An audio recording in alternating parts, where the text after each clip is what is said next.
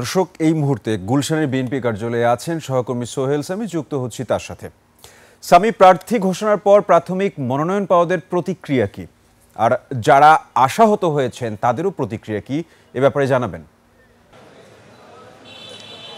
সাব্বির, আমি এই মুহূর্তে আছি গুলশান চেয়ারপারসনের রাজনৈতিক কার্যালয়ের ঠিক সামনে। আপনি দেখতে পাচ্ছেন যে এখানে যারা নমিনেশন পেয়েছে তাদের অনুসারীরা ভিড় জমিয়েছে এবং গেটের সামনে তাদের অনুসারীরা ভেতরে আছে এবং বের হবে এই অপেক্ষায় আছে।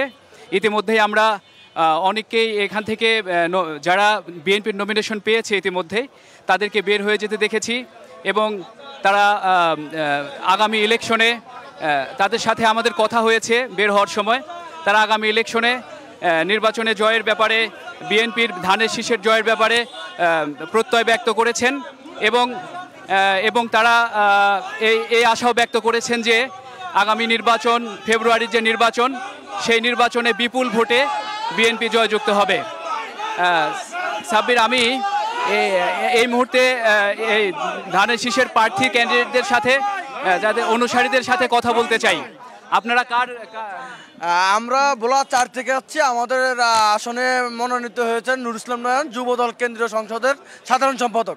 আমরা আজকে অনেক আনন্দিত নুর ইসলাম নয়নকে দল মনোনীত করার জন্য এবং ওনাকে মূল্যায়ন করছে।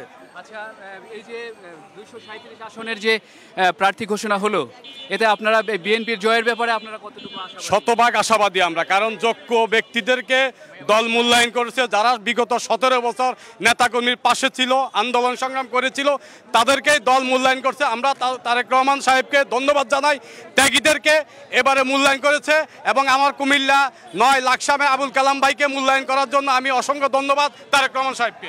আচ্ছা সাব্বির, এই যে দেখছিলেন যে নেতাকর্মীদের মধ্যে এবং অনুসারীদের মধ্যে এই নমিনেশন ঘোষণা করার পর এক ধরনের নির্বাচনের আমেজ তৈরি হয়েছে এবং তারা বিএনপির জয়ের ব্যাপারে নানাভাবে তাদের প্রত্যয় ব্যক্ত করছে। সাব্বির।